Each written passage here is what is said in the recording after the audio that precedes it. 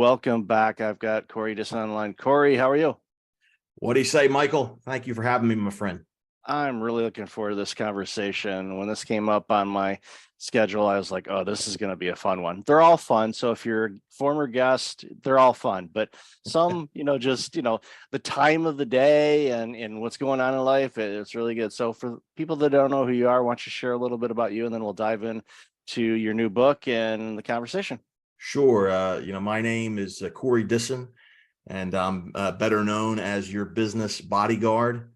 I've spent about 30 years in the broadcast advertising business and opened up a consultantship in 2018, dedicated to counseling, coaching entrepreneurs, solopreneurs, small business owners on how to unlock their potential. And sometimes that potential is as easy as finding the right key. Other times I have to grab the right pair of bolt cutters. And even sometimes we have to break out the acetylene torch.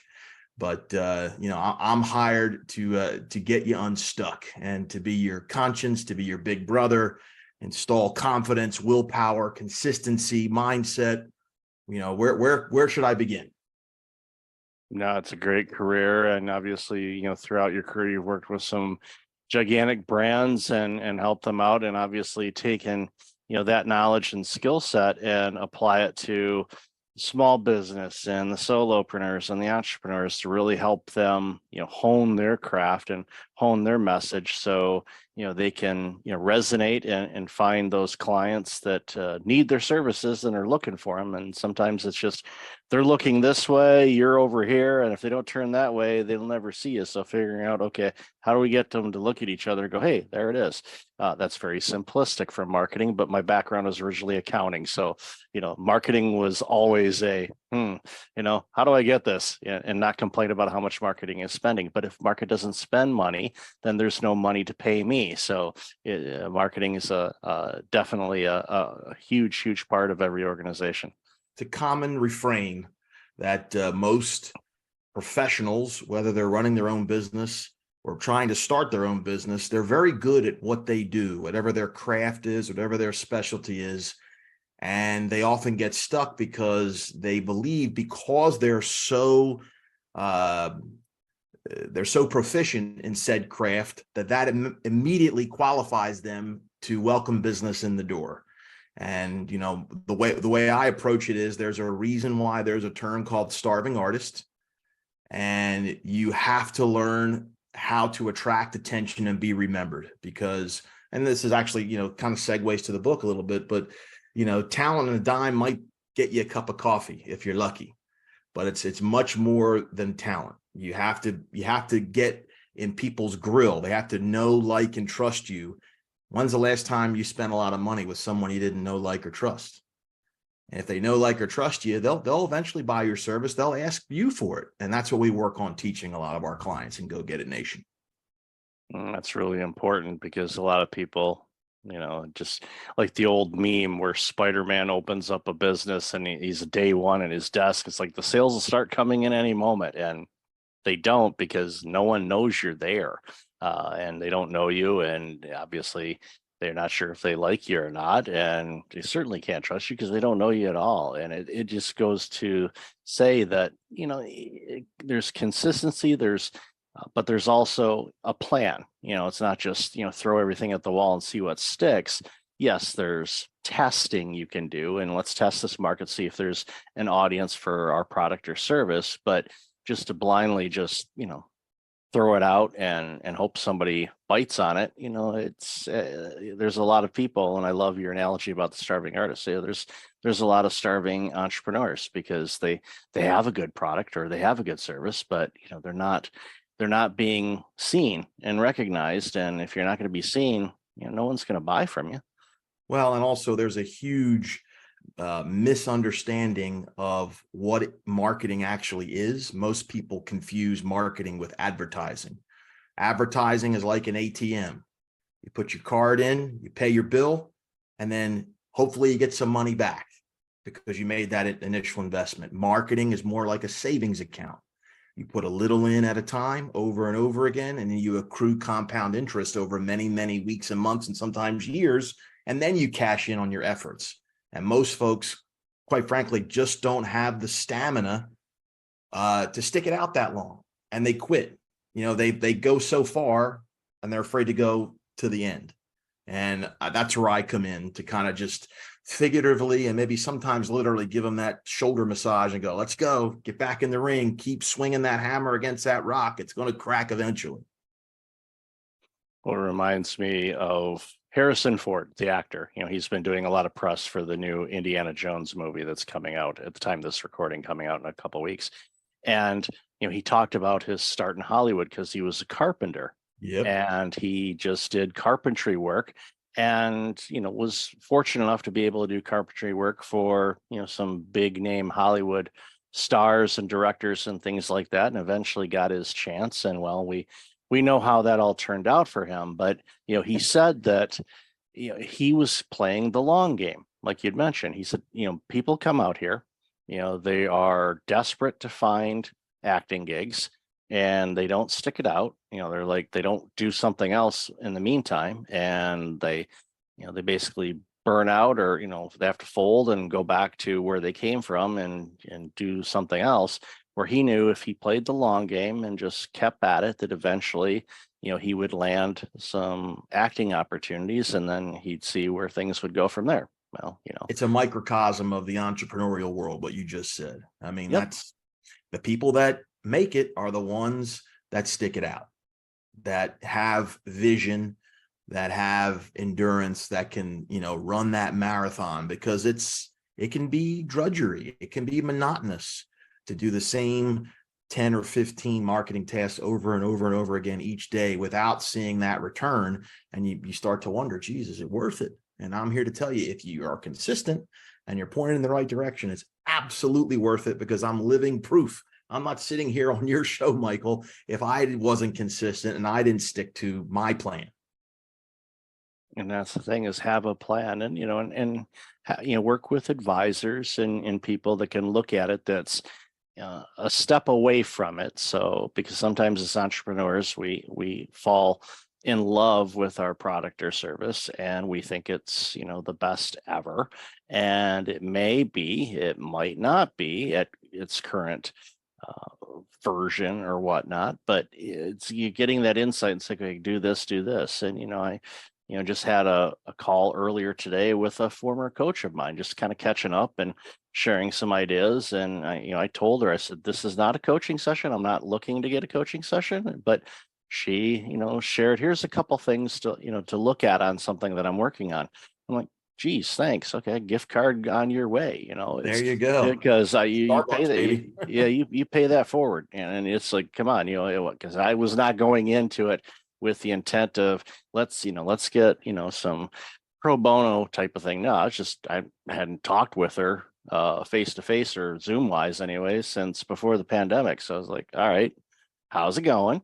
And and just kind of get an update on things and share what's going on with me. And but again, it just sticking it out and learning along the way. It's a journey, and a marathon's a great analogy for it too, because around mile 18 or 19, the cramps start kicking in and you're like, ouch. And, that's fine. And of course, there's always external factors, but that internal work you do within your business and within yourself is so critically important. And, it speaks to, your success as well, because I know that you did a lot of internal work as well. And I definitely want to get into the book in a moment, but Sure. I'm sure you did a ton of internal work for you to become who you are today.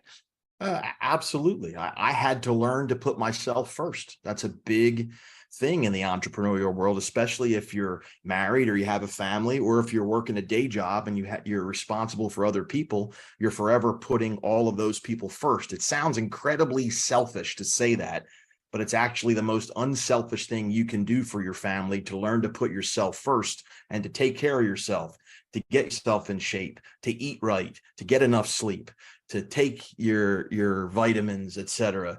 To have moments of mental rest, whether you're reading a book or you're taking a walk. All those things are important. I had to learn to do that, because I was, sort of still am, a grinder. And, I didn't have a 40-hour work week until I was near 40 years old. It was the most foreign thing to me ever. And, I worked with a coach, and he's mentioned in the book, and he taught me how to put myself first. And when that happened, the plane started to taxi down the runway and get some lift, because I had more energy. I had more enthusiasm. I felt better. I had more confidence. I was just unstoppable. And then just that momentum, boom, everything just started to take off after that. Yeah, and that's the beautiful thing about it. It's like you go and go, it doesn't look like it's moving. Next thing you know, boom, take off, and you're like, here we go. So let's talk about this book. And I love the title of it. We talked about it in the pre-show. I love the fact that you could put your name in the title of the book and have it work. So not a lot of people can do that. So congratulations on being able to do that. So why don't you share a bit about the book? What was the journey like to write it? What motivated you to write the book? Because I know it's, as somebody that's written books as well, it's a time-consuming effort, No doubt. but it's still so cool when you can physically touch the thing, or even if it's on a Kindle, it's like you're still like, okay, this is out in the wild. Okay, it's cool. But what was the journey like for the book, and what are some highlights about the book that the audience should listen to? Sure. I mean, shameless plug. I mean, the title with the cool name is Going the Distance, DISS, Distance. And that's obviously a play on my last name, Dissin. And the subtitle is 10 Rounds to a Championship Life and Career, Life Lessons Inside a Tribute Wrapped in a Memoir. The key things that makes the book unique, I'd like to say. Number one, it's an easy read. I wanted to put out something that wasn't going to be too time consuming. So you could probably in a good couple hours blow through this book. And number one. Number two, I wanted it to be in a format that wasn't typical. So as you dive into the first few pages of the book, and even if you check out the back cover of the book, and what it's talked about on Amazon is that, boxing is a metaphor for life. And the book follows a boxing theme for all sorts of reasons. I'm a boxing nerd, a boxing fan. I worked out with boxers. I've met professional boxers. I did marketing for some of the biggest professional fighters, through the 90s and early 2000s. And I use that as kind of the framework for the book. It's not the table of contents. It's called the fight. We don't have chapters. We have rounds. Each round name is like, if you would, most boxers have a nickname, whether it's, Iron Mike Tyson or Evander Real Deal Holyfield. So we have the Voice, we have the Yankee, we have the Media Mogul, the Legacy.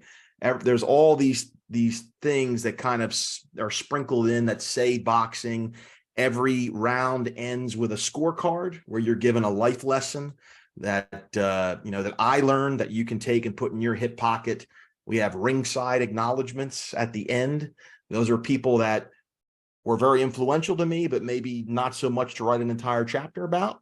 And each round basically is a collection of stories and anecdotes about, there's 10 particular people that really had the largest impact on my life from a child until present day, over 50 years. And boy, if that's not a crazy exercise to try to figure out who are the 10 most influential, impactful people in your life, to narrow that down was a tough task. But I was able to do it. I spent a lot of time on planes, and in, waiting to board planes and flying around, following my son who's a professional athlete. So I spent a lot of time, I use that time wisely to map out things for the book. And, I wanted to put the book out for several reasons. I thought it was a missing piece for my entrepreneurial journey, because I've done the podcast. I've had several shows. I've done live streams. I've done webinars. I did all sorts of cool things to market my business, obviously websites, social media graphics, blah, blah, blah. And the one missing piece was that cool little leave behind that was different, that it wasn't a commercial. And so I knew I needed to do that, but I was just kind of dragging my feet on it. There were some people that I follow that have done that. I said, boy, I wish I could do that. So finally I got the gumption to knock it out. So that was one reason, is to have that leave behind piece. The other reason is I really sincerely wanted to thank these 10 people, who most of which are still alive, a couple who have passed, but at least their spouse or their children are reading the book, so they know what that person meant to me. And how often are you able to actually contact and let people know how important they were in your life? I'm lucky I got a chance to do that. That was a big thing. And then, quite honestly, for my kids, I wanted them to have some sort of roadmap, documentation, something that was tangible that they could literally keep with them in the nightstand and go, this is how my old man came up. I can pass these stories along, because, I know they weren't listening at the Thanksgiving Day, dinner table, so I want to make sure they understand, what their history is, what their, background is, and what made me me. That's great. And there's a couple things I want to say. One, I miss USA Tuesday night fights with Al Albert and the champ Sean O'Grady. Oh, I used to watch the heck out of that every Tuesday night. That was just an absolute blast. And then I know ESPN had Friday night fights, and with Al Bernstein. Sure. Yeah. Yep. Yeah. So it was just one of those things. It was like must see TV, and it was like and this was before DVR. So it was like, you did this weird thing of watching it live. For kids, yeah, that's how we used to do it. And if you didn't see it, you didn't see it unless they were showing it like at 3 o'clock in the morning, or if you had a West Coast feed or something like that, then maybe or if you figured out how to set the timer on your VCR. Exactly. Then the power zaps and it starts blinking 12 o'clock when you're out, and you're like, for sure. Then there's some words you start saying. So that's one thing that just kind of reminded me of what you're talking about. And the second thing too about, the top 10 tribute. One of the things I did last year on Facebook, and this was after my high school girlfriend suddenly passed away last year. And so my age, way too young. And it was one of those things where I posted a tribute on her Facebook page, just kind of, sharing, a couple stories about some of the zany things that we did, and all that kind of good stuff, and how she's going to be missed, and a lot of other people did that, and it resonated with people. And I thought, you know what I need to do? I'm going to go through every one of my Facebook connections, and I over years I'd parsed it down, because it was a case of where I'd pretty much got it to, these are people that I know, that I've been related to, or at least have met them in person and shook their hand. So because sometimes people will have thousands, and there's nothing wrong with that. But for me, it's like, for Facebook, at least on that platform, like, I'm going to have it just be people that I know or have met, kind of thing. And what I did over a period of 200 something days, every day I had a daily tribute to one of those people. So it was like That's a living eulogy. So I wrote, it could have been something, an interaction that we had, or a real funny story, if I know them well. And it was one of those things where at the end of it, it was like, okay, I've done something to those people that, if I never see them again, I've given them a eulogy, but a living one. They're alive. They heard what I shout out, little fist bump. Exactly. This, I'm so thankful that you're in my life. You've helped me this way, or remember this time when we did this, or, all that kind of stuff. And a couple times I used the hashtag statute of limitations. But then, nothing that would, be behind bars kind of things. At least I don't think so, unless they've passed laws since then. But anyway, again, it's one of those legacy things. Like in your book, it's like, okay, I could see if I had to narrow that down to 10, that would have been a very difficult exercise. I could probably pick, the top 4 or 5, or maybe 6, fairly easy, direct family members, spouse, kids, that kind of stuff. Yeah. But then it's like, okay, now you're down to like 4. You're like, ooh. Now what are you going to do?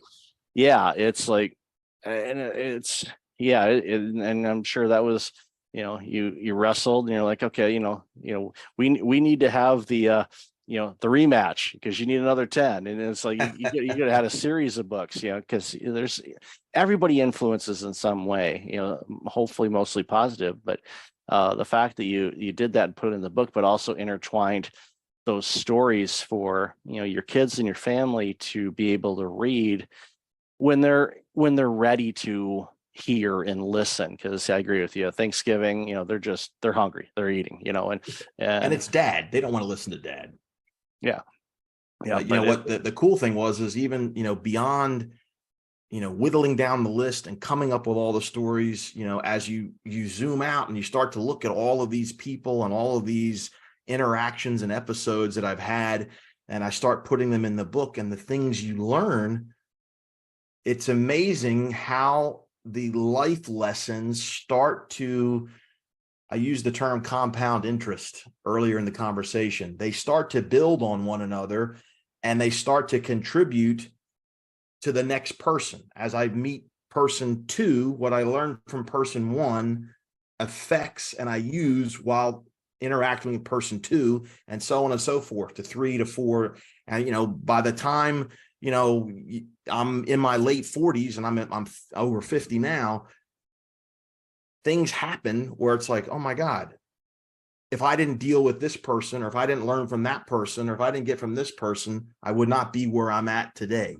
So I had no idea that was going to happen when I started writing the book. It just sort of fell into place really nice. So I was very happy how that turned out. That, it's like, one of the lessons in the book is my old man tells me, you don't just hear people, you listen. And the way this book kind of shaped up kind of proves that theory. Because if I didn't listen to everybody, none of that stuff would have shown up in the book. So anyway, I digress on that. No, but it's really important. And I love how you recognize that, a connection led to a connection that led to, a transformational change, whether, No doubt.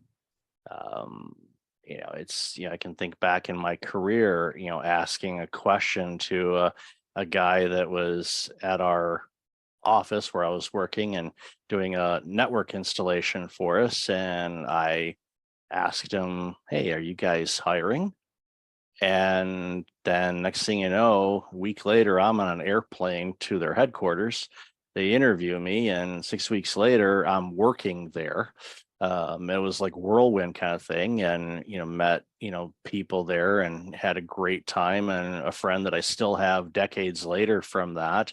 And that experience got me into another role, which then connected me to another role, and I rode the .com wave and increased my income dramatically during that time of my life, which was just absolutely amazing. But it was all through connections, and it was like I really didn't have to apply for jobs. It was just like, yeah, here's this, and a lot of people that are looking for jobs now are like, boy, I wish it was that easy. And it's like, well, it could be if you know your network, and and you're, again, intentional on listening, because sometimes those lessons and opportunities are being shared with you, but you're hearing, but you're not listening. And so it's one of those things where, as an entrepreneur or anything like that, you have to just keep those ears on listening mode, because opportunities come by, and if you're not paying attention, you'll miss them.